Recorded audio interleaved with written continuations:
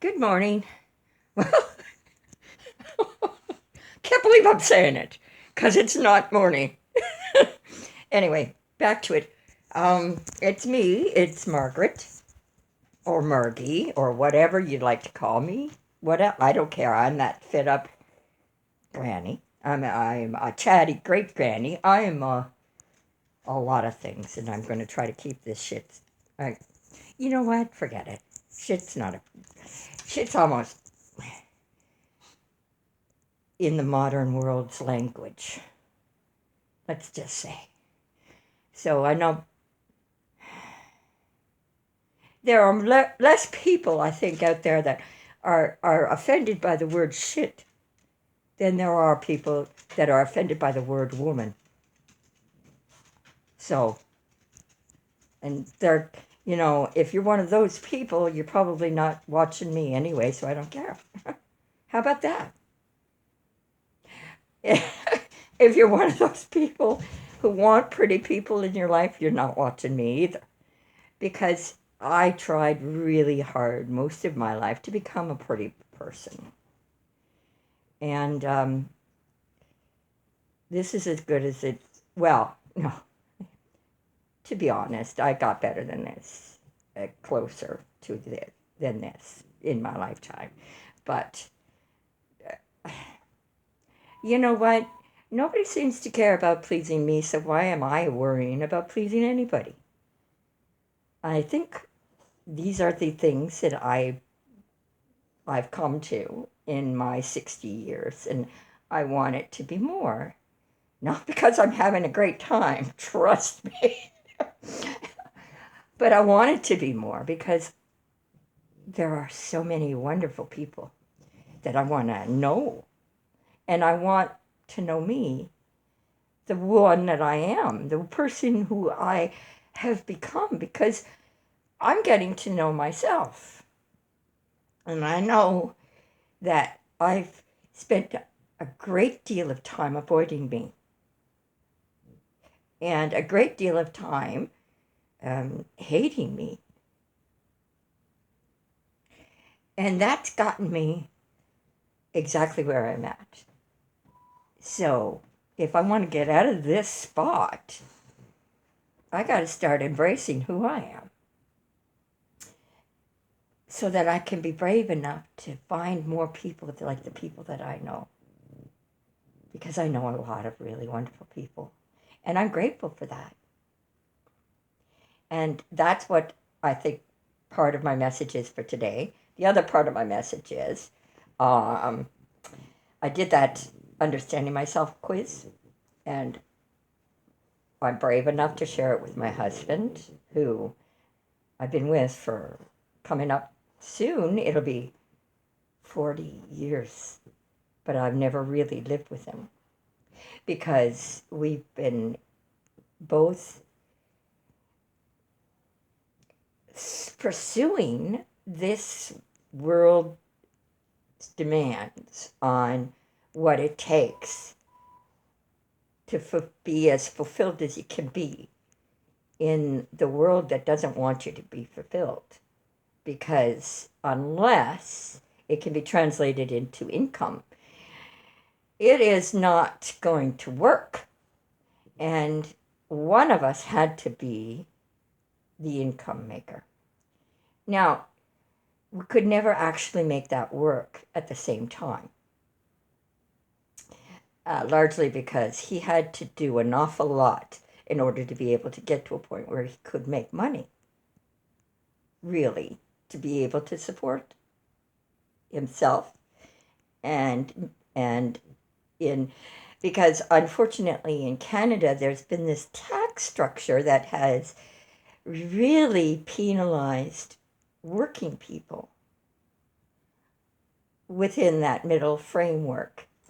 And over the years, what's happened is what used to be an average income that could support a family sort of valued less because of inflation and because time and because of talents and all sorts of things. But what I suspect has been happening is there's been an undercurrent of philosophy behind the taxation systems of many countries, not just Canada, but a lot of them, um, to one degree or another. And most of those taxation systems, while initially may have been used to benefit the country itself and to developing sovereignty, to developing infrastructure, to developing um, protection systems such as military, which are very important in any society because unfortunately people want what you've got. And if it looks good, they want it. If it doesn't look good, they want it anyway. So every country kind of needs to, especially countries that want to be just, have to open be open to doing what you need to do. Unfortunately, taxation systems can also become a way of lording over people and driving them into poverty and and and causing an unequal distribution of wealth.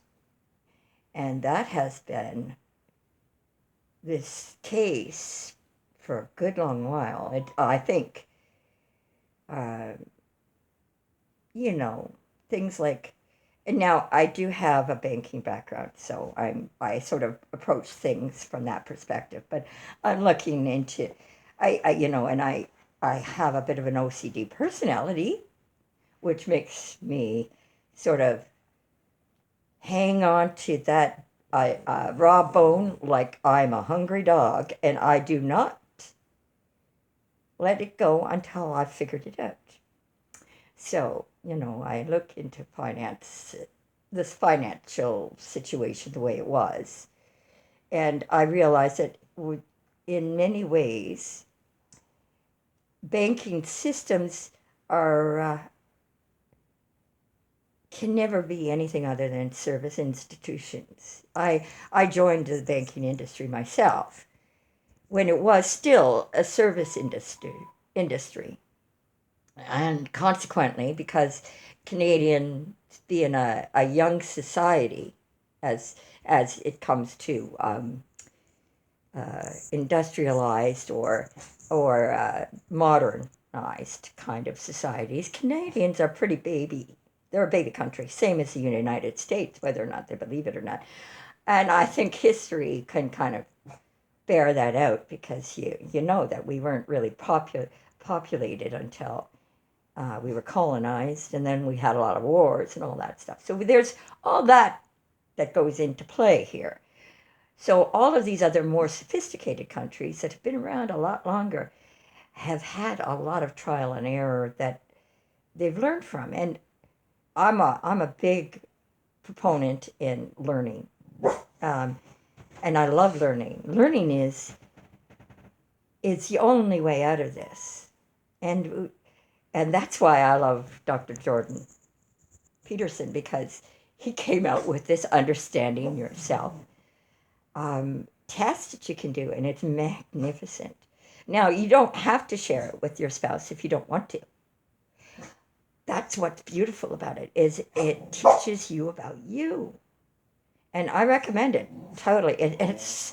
I don't know, it's almost free to some of us because I think it translates into with the taxes, of course.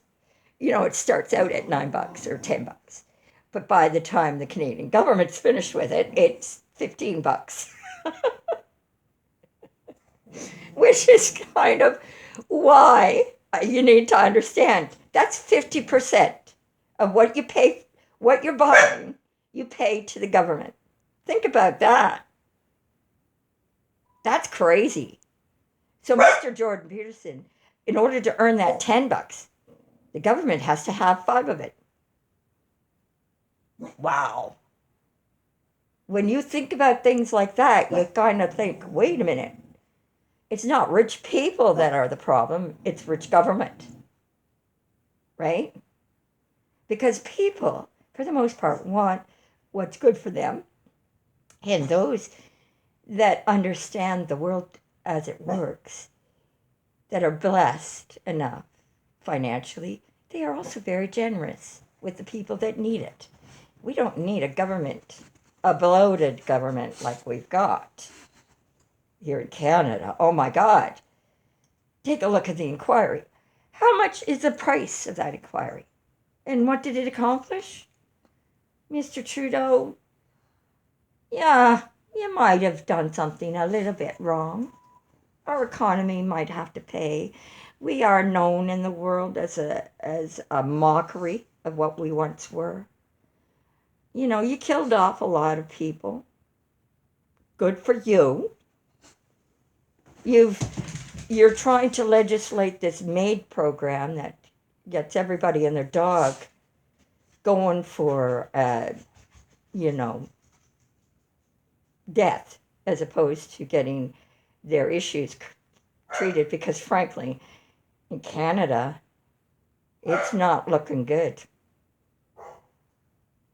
So, why, you want to ask yourself why so many people are dying? That might be part of it as well.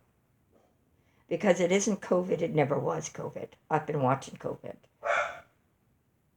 I know that might get me a slash mark. I think I've already got one. I could be wrong. But I don't care, because I'm doing this again, not for money, not for income, for me. And for the people like me out there that don't really know what to do. I don't give a damn what anybody thinks of me. Because I've spent my good 50 years trying to be pleasing to the people, even the people that I love, at my own expense. And I don't care. You know, there were times, I understand that there but by the grace of God go I. And I think that's something that a lot of people need to hear and understand. Now, you don't need to believe in God to know that could be just a metaphor for you. If that's all it is, that's fine. But you look at somebody who disgusts you, and you say to yourself, wait a minute, that's a person. That's a person who was born of a body that was woman, just like I was. And their choices and their lot in life, the consequences of the choices they made, are the reason they are the way they are. And I could have made those choices too. I was just blessed enough, fortunate enough, privileged enough, or understanding enough, or smart enough not to. But where did that come from? Why you? Why me?